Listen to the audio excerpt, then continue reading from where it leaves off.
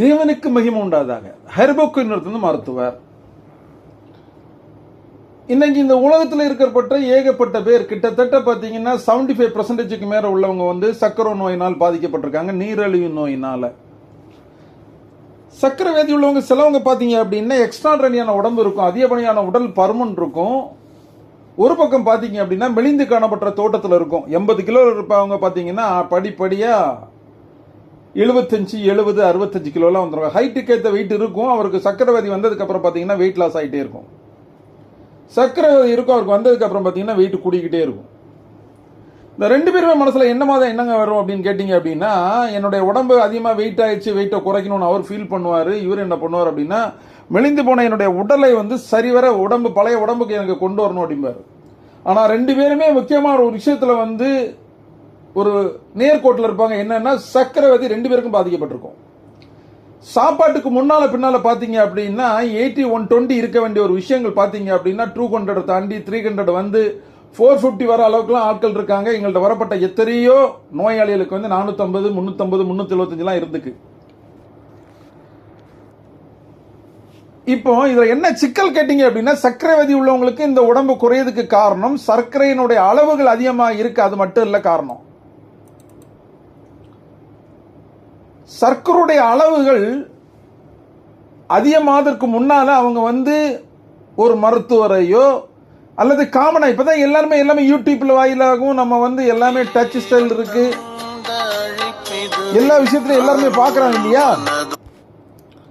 பாக்குறதுனால அவங்களுக்கு என்ன ஆகும்னு கேட்டீங்க அப்படின்னா, தன்னுடைய சர்க்கரை அளவை கம்மி பண்ணணும் அப்படின்னா எந்தெந்த உணவு வகைகள்லாம் சாப்பிடக்கூடாது அப்படின்னு முடிவு பண்ணி தான் அன்றாட வாழ்வில வெகு நாட்களாக அவங்க சாப்பிட்டிருந்த சாப்பாடுகளை தடை பண்ணி நிறுத்தி வச்சு 2 கோதுமை தோசை, ஒரு ரவை கஞ்சி, ஒரு ராகி தோசை, 2 பிஸ்கெட்டு, இப்படி அவங்களுடைய உணவை கட்டுப்பாட்டுக்குள்ள கொண்டு வந்தாதான் சுகர் குறையும் அப்படிங்கறதுக்காக வரும்போது ஆட்டோமேட்டிக்கா பாத்தீங்கன்னா உடம்பு நலிந்து மெலிந்து பலகீனமாக காணப்பட்டுருவாங்க. இன்னொரு பக்கம் பாத்தீங்க அப்படின்னா, அவர் எக்ஸ்ட்ரா எந்த உணவுமே சாப்பிடல, ஆனா அவருடைய உடம்பு பாத்தீங்கன்னா பூஸ்டப் ஆகிட்டே இருக்கும். உடம்பு அவருக்கு போட்டுக்கிட்டே இருக்கும். இந்த காத்து அடைச்ச மாதிரி தண்ணீர் உடம்பு மாதிரி அவருக்கு கூடிக்கிட்டே இருக்கும். அவருக்கு அந்த சுமை, அதாவது பாடி வெயிட், ஹைட்டுக்கு ஏற்ற வெயிட் அதிகமாகி அவருக்கு நடக்க முடியாம ஆகி உட்கார்ந்தா எழும்ப முடியாது, குனிய முடியாது, கை கால் அசைவுலாம் நிற்கும்.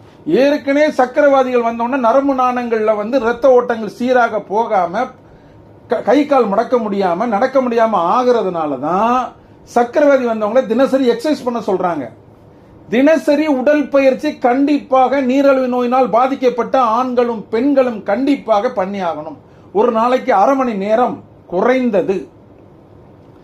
நடங்க, ஓடுங்க, இருங்க, உட்காருங்க, படியில ஏறுங்க, என்னன்னாலும் பண்ணுங்க. உங்களுடைய உடல்கள் அசைந்து கொண்டே இருக்கணும். ஏன்னா ஒரு காலத்துல சொல்லுவாங்க, ஒரு உதாரணம், தூங்கும் போது கூட காலை ஆட்டிட்டு தூங்குங்க, இல்லைன்னா செத்துட்டான்னு சொல்லி எடுத்து போச்சுட்டு வாங்க அப்படிம்பாங்க. தூங்கும் போது கூட காலை அசைத்துட்டு தூங்கினாதான் உயிரோடு இருக்கதாட்டு தெரியுமா? அதே போல தாங்க சர்க்கரை வியாதி உள்ளவங்களுக்கு வந்து உடல் அசைவுகளும் நடைகளும் டெய்லி இல்ல அப்படின்னா, அது ரொட்டீன் வாழ்க்கையில இல்ல அப்படின்னா, ரத்த நாணங்கள்ல ரத்த குழாய்களுள்ள ரத்தங்கள் போகாம ஒரு விதமான பிளாக் ஆகி சர்க்கரை வியாதினால் அது பிளாக் செய்யப்பட்டு மிகவும் கடினமான நோய்களுக்கு உட்பட்டு எந்திரிச்சு நடக்க முடியாம தசைகள் ஒண்ணு சேர்ந்து ஜாம் ஆகி ஆயில் இல்லாம நிறைய நாள் ஒதுக்கி போட்ட கார்கள் மாதிரி வண்டி நகலாம இருக்கிற மாதிரி உடம்பாகி தன்னுடைய ஆயுள் காலங்கள் குறைவாக குறைக்கப்பட்டுரும்.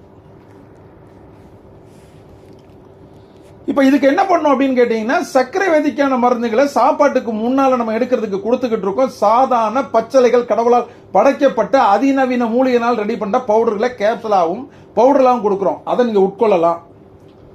பிளஸ் அதோட வந்து உங்களுடைய உணவு கட்டுப்பாடு அப்படிங்கிறது என்ன அப்படின்னு கேட்டீங்கன்னா, ஓரளவுக்கு, அதாவது இனிப்பை மட்டும் சாப்பிடாதீங்க, அவ்வளவுதான். அதுக்காக நீங்க எல்லாமே சாப்பிடக்கூடாதுன்னு இல்லை.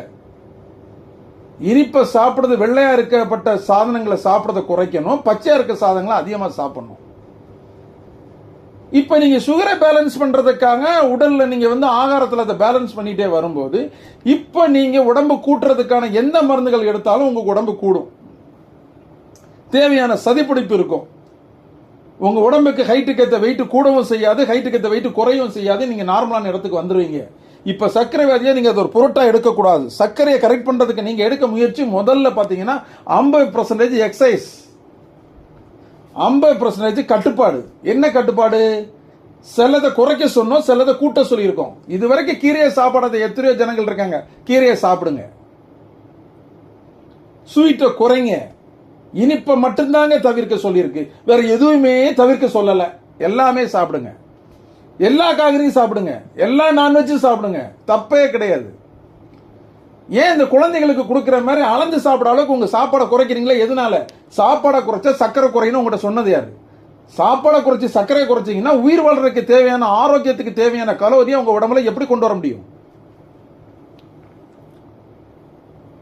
எங்க எந்த விதத்திலையும் உங்களுடைய கலோரிகள் குறையக்கூடாது, உடம்புடைய சத்தான விஷயங்கள் குறையக்கூடாது, தெம்பு குறையக்கூடாது, பலவீனம் ஆகக்கூடாது. சர்க்கரை வியாதிங்கிறது ஒரு குறைபாடு தான், அது வியாதி அல்ல. அந்த குறைபாட்டை சரி பண்றதுக்கு இன்னொரு விஷயத்தை செய்யணும். பிளஸும் மைனஸும் எப்பவுமே பேலன்ஸ் பண்ற மாதிரி.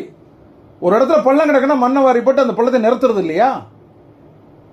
தாழ்வான பகுதியை நிறுத்துறதும் உயரமான பகுதியை தாழ்த்துறதும் ஒரு சரிசீலமைக்கு எப்படி கொண்டு வருவோம்? அதே தான் நம்ம செய்ய போறோம். உடம்புல எது கூடியிருக்கோ அதை குறைக்கிறோம், எதோ குறைஞ்சிருக்குமோ அதை கூட்ட போறோம்.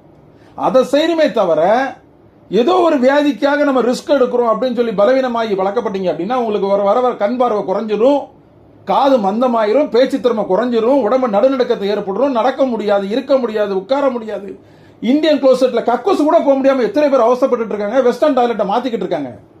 இந்த அடிப்படை விஷயங்கள்லாம் மாற்றதுக்கு என்ன காரணம்? உங்களுடைய உணவு பழக்க வழக்கங்கள் சரிவர இல்லை. நல்ல சாப்பிடுங்க, நல்ல எக்ஸசைஸ் பண்ணுங்க, உங்க குறைபாடு தானாக சரியாயிரும்.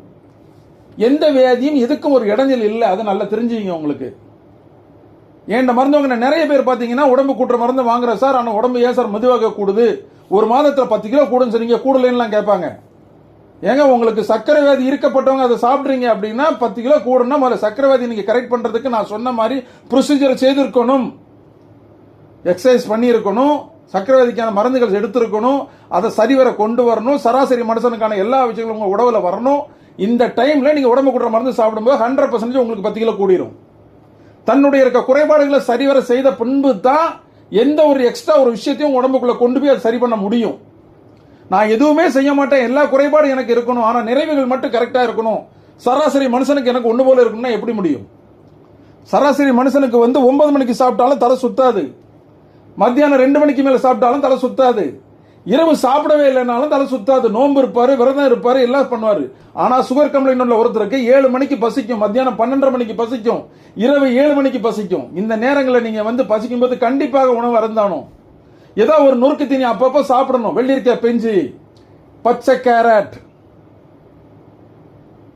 கொழுப்பில்லாத மட்டிப்பழங்கள், ஒரு ஆப்பிள், இதெல்லாம் நீங்க கண்டிப்பாக ரெகுலரா டெய்லி சாப்பிடணும். 2 முட்டை வச்சு சாப்பிடணும்.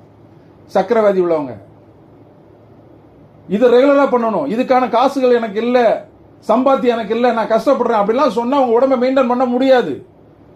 இதெல்லாம் உடம்புட்டு போய் சொல்லிக்கிட்டு இருக்க முடியாது. கண்டிப்பா சரிவர பண்ணுங்க. உங்களுடைய நண்பர்களுக்கெல்லாம் இதை சொல்லுங்க, அட்வைஸ் பண்ணுங்க, இந்த ஆடியோ அனுப்பி விடுங்க, ஷேர் பண்ணுங்க, சப்ஸ்கிரைப் பண்ண சொல்லுங்க, நிறைய நல்ல தகவல்களை பகிர சொல்லுங்க. தேவையற்றதை யூடியூப்ல பார்க்கறதை விட்டுட்டு சரீரத்தை சரி பண்றதுக்கும் உயிர் வாழ்றதுக்கு தேவையான நீடித்த நாட்கள் வாழ்றதுக்கான எல்லா விஷயங்கள் அடங்கிய ஆடியோ வீடியோக்களை மட்டும் பாருங்க. எது உங்களுக்கு பயனளிக்குமோ அதனுடைய மட்டும் டிராவல் பண்ணுங்க. தேவையில்லாத பார்த்து மன உளைச்சலை ஏற்படுத்துறாங்க.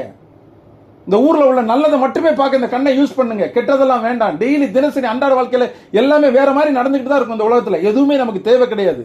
நமக்கு தேவையான உலகத்தை நம்ம சுத்தி அமைச்சுட்டு நம்ம வாழ்ந்துகிட்டு போய்கிட்டே இருக்கணும். அப்பந்தான் உங்க உடம்பை நீங்க காப்பாற்ற முடியும். அதிகமாக கஷ்டங்களை உள்ள கொண்டு வந்தாலும் சுகர் மாற்றம் அடையும், டென்ஷனான மாற்றங்கள் அடையும், பிபி தானா வந்துடும் சுகர் உள்ளவங்களுக்கு.